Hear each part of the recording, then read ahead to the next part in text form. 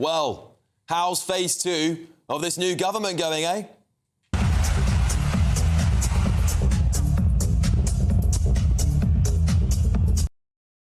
She's toast. Yes, she's toast. In fact, I think my bit of bread here is about as stale as Angela's career. So let's get rid of that, shall we? Yes, Angela Rayner is out. She managed to lose out to my, of course, infamous piece of bread there. But yeah, well, we'll see about that, won't we? We'll maybe toasting it later on, so let's hope we can. Finding a new job can be taxing.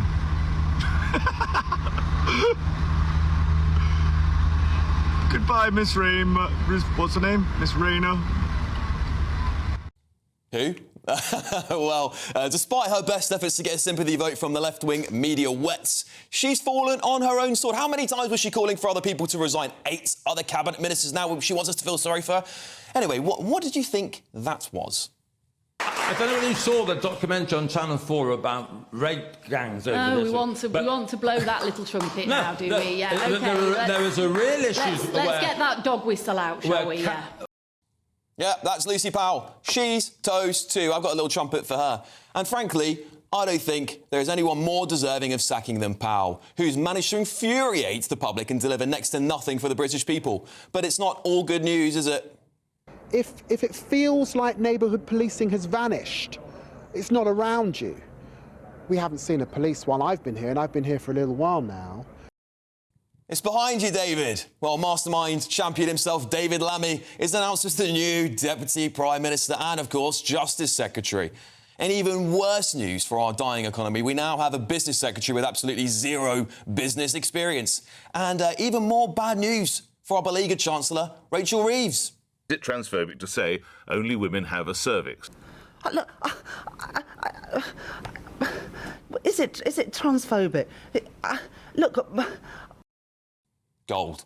Yeah, Keir Starmer has recently promoted Rachel Reeves as junior minister. The same man who is so good at counting, he managed to count more women and children on the illegal boats than we've ever seen recorded ourselves.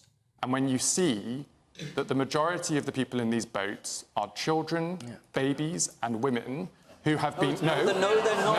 No, they're not. No, you have got to take... No, look, I get this is... North of 90% of them are adult men. Let me be... No. Blimey. Yes, Darren Jones MP has now been promoted above his previous boss, Rachel Reeves. Starmer obviously can't sack Rachel Reeves. We now need to pay for 2 of them to destroy the economy instead. Well, this is how well phase 2 is going, isn't it? I seriously cannot wait for the inevitable phase 3 destruction. Hello, I'm Bev Turner. Now, it can feel like the money in our bank accounts at the moment does not keep up with the cost of living, and maybe there's a solution.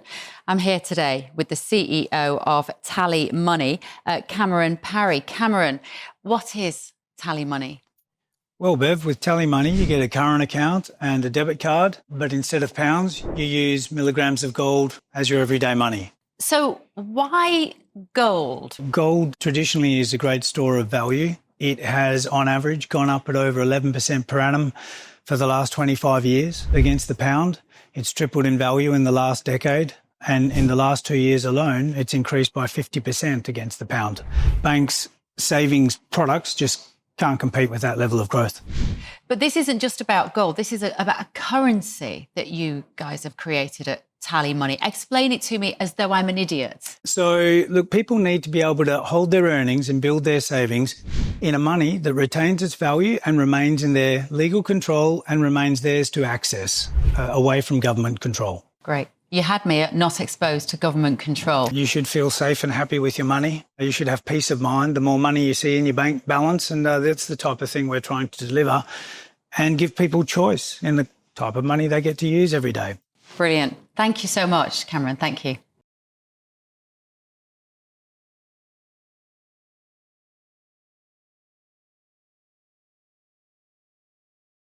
Let's get the thoughts of this brilliant government reshuffle with my panel, journalist and broadcaster Linda Jubilee, former Labour Special Advisor Paul Richards and former Met Detective Peter Blexley. Peter, I'll start with you. I mean, what a state, eh? What a state. Phase 2. You know, they say a week's a long time in politics, OK? A week is a very long time on the Alex Armstrong show. because last Saturday, Mr Paul Richards sat there defending Rayner to the hilt, heaping praise upon her, saying how wonderful she was, what a wonderful journey she'd gone on from working class to ruling class to tax dodger. And now I think, with no further ado, I'll hand it over, if I may, to Mr Paul. I mean, I spent all week defending her. I haven't even got a peerage out of it. I don't know, honestly. Honestly, you can't make it up. You know, well, when the inquiry came out, it was pretty obvious she had to go. Oh, it was obvious she had to go from the get-go, Paul, come on. She fell on the sword and she's gone. And, you know, it's a big deal. It's at a human level. It's a tragedy for her personally and her family. For politics, it's a lot of fun, of course. It precipitated a reshuffle that I'm sure we're going to be talking about now. But I still think it's a shame that somebody who did bring a bit of difference to our politics has gone. Certainly from the front bench, she's going to be just as noisy on the back bench. It's more of a shame she couldn't pay her taxes. Indeed, well said, Linda. But just as noisy on the back bench, and that is precisely the problem for Keir Starmer, isn't it, really? Because she was there in many ways to kind of help him out with the soft left wing, as you were saying, with the party, and she's there no longer. So she can't provide that kind of buffer for him. And on top of that, she could actively be very difficult. Now, a lot of people have said she might leave politics because of her technicolor character and take up a career in TV. There are channels that would suit her very well. Obviously not this one. Not this one. She wouldn't even come on this channel. She didn't want to face the music. But the fact of the matter is that recent commentary today suggests that she might stay in not in government, but she might stay as an MP. And that would be very troublesome for Keir Starmer, I feel, going forward, because he's got enough trouble on his hands with the conference coming up. Then he's got this awful budget coming up in November. I think, personally, Rachel Reeves is the fall guy for that. Paul, before we move on, because obviously what Keir Starmer did was he hand-wrote her this letter, didn't he? This is I haven't seen this for forever in politics. Is he terrified, so terrified, that he thought, actually, I better start writing this one down on a piece? He didn't do it for any other previous ministers he sacked. There is the usual thing is obviously an exchange of letters which are, typewritten out, but, I mean, maybe Gladstone probably did it by hand. First time for a long time, exactly. But I think it's actually a sign of the affection in which she is held. And I was saying before, in the Labour Party, we do quite like a loser, so there's a lot of affection. Right, well, there's more. There might be a whole party of them soon, Peter. But there's more to come, if I may, because let's remember, Rayner introduced a parliamentary motion that ministers who get sacked for breaching the ministerial code should not be entitled to severance pay. Well, that's right. So let's keep an eye on her. Well, actually, I can clarify that, because she's going to get it just before those new rules come in. So she will be entitled to that severance pay. I'm pretty sure. The Telegraph reporting it today. I know that Rashanara Ali, for example, did not take the payoff. She left that with taxpayers. Well, she's got to pay her tax somehow, hasn't she? Let me just ask you, Peter. Let me tell you, because one of the brilliant staff in GB News has sent me this email that had been circulated around Labour activists, and basically what it did, and you would have seen this, Paul, so you can tell us about it if you've read your emails. They have sent an entire email, right? Get this, Peter. They sent an entire email to all their members, literally going, Angela's gone, she served the party, she's gone, and all they do is talk about Nigel Farage. There's not a single mention of the Tories anywhere in it, and they're getting them to donate. Rayner's gone, donate.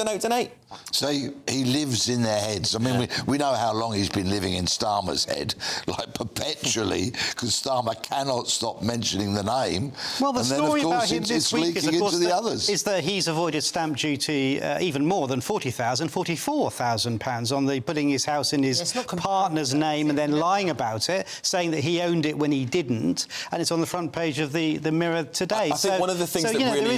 I think that's why we're talking about Farage, because he should be held to the same standard as anyone else. Well, I don't think they've even included that in this email, but the thing is that the reason why Angela Rayner was held to such a different standard is because she spent her entire career calling for everyone else to resign for anything, even though their dog barked. They want them to resign, and she's also also the housing secretary. And she's gone. And that's why she's gone, right? What Tony Blair advised his MPs not to do. He said, you shouldn't really fiercely criticise people from your own party because sooner or later you might be hoisted by the same... Well, that's true. But there's a more overarching point here, which is extremely important, and that is so many people knew that she was dead in the water long before Friday. It shows manifest weakness, pathetic levels of weakness on behalf of Starmer that he didn't sack her, and for that, shame on him. Well, I want to move the... Yeah, I totally agree with you, by the way. I think the fact that they knew this on Monday and they kept it from the country and pretended everything was all right, which just shows their ethics are on the right place. But let's move on, because we've also had a lot more going on, haven't we, with this reshuffle, because we've got David Lammy as Deputy Prime Minister of the United Kingdom. Can you believe... I thought Foreign Secretary was bad enough. At least he couldn't do much damage there. But now, Linda... Well, I think he could do more damage as Foreign Secretary. Do you think so? Oh, absolutely. Do you think so? This is the man in charge of the country. Something happens to Keir Starmer, though. Worry. It is such a worry. When you go back to that old clip of him on Mastermind, I mean, as Paul says, even Paul says, it is comedy gold. It is comedy gold. I mean, he is hilarious. asked for the surname of Marie-Pierre Curie. He says Marie Antoinette. Yeah, and then he's got something like, who came after? Is it Henry VIII? And he says Henry VII. So yes, it's the wrong way. His dead father. And then what I discovered today is he went to the Royal School in I think it's Peterborough, the founder of which was Henry VIII. So he doesn't even know the history of his own school. That's crazy. What does that tell you? But were Keir Starmer to depart this planet in a hurry, David Lammy would be running the show. Oh, my goodness. Well, we know that Deputy Prime Minister is a kind of made-up job, though, isn't it? It's a bit like milk monitor. It doesn't really mean anything in practice. And Gordon Brown didn't even have a Deputy Prime Minister. So. Well, he is Justice Secretary as well now, right? So he's going to be coming up against Robert Jenrick. I mean, that is a proper job. Really? That is a proper job. And we would hope someone would actually spend their whole time focusing on it, because I don't know how many houses Angela Rayner managed to build. I don't suspect it was very many, considering she was doing the job for a year. Personally, I think Robert Jenrick will steamroll. I think he will. I think he's going to be terrified up against Jenrick. And I think Keir Starmer's thought, oh, who can I put up against Robert Jenrick? Oh, David Lammy. I mean, come on, for goodness sake. But also, we've got loads of other ministers. Peter Kyle's a new business secretary. He didn't wait a day in his life in a business. Peter, and he made enough of an idiot of himself in his previous role. It's true. I'm quite disappointed that Lucy Powler's gone because... Oh, I'm not. Revolting. No, go on. I hear you out. Because she was an endless source of fails for me. Yeah. For several months. And now... I don't call child rape gangs a fail when she disgracefully, That's what I said. appallingly... That's my point. I mean, the deepest of shame on that abominable woman. That's exactly my point. That was a terrible thing to say. And there was a whole tranche of comments before that weren't as bad as that, but they were leading up to that. She just doesn't have a self-edit button. And Paul, one other thing... I'm literally texting ministers as we speak. Tell them if they want to come on air, they're more than welcome. I'll get them a camera right now. They're more than welcome to come on and defend the government. If you're a political geek... Do you even know who is in the current cabinet? If you're a political geek like me, this is Christmas coming. Of course it is, But I mean, Phase 2's off to a terrible start. I mean, Phase 2 was announced on Monday, and then by Friday he's on a cabinet reshuffle. This is like an end of government sort of... Well, the reshuffle was mooted. We knew that was coming a long way in advance. But it wasn't coming by Friday. We didn't know it was going to come on a Friday and a Saturday and maybe even a Sunday. That's the first time that's ever happened, I think, actually. Yeah. Paul, what you say is so deeply insulting to the people of this once great nation. You call it like Christmas. We're talking about the running of the country here, a country that is in absolute disaster on so many fronts, and you find it as a source of entertainment. All I want is competent, truthful, honest, decent people running the show. It's the very least the public deserve. Well, I think unfortunately, I'm sorry, we have to leave it there, but we'll be deep. I know this, because there's so much to get into on this cabinet reshuffle. We'll be talking about it more over the show. I promise you, I have loads more opportunities. I'm sure the front pages tomorrow, which will be coming up in the next hour or so, we'll have loads in this cabinet reshuffle. So we'll be getting back to it later. But anyway,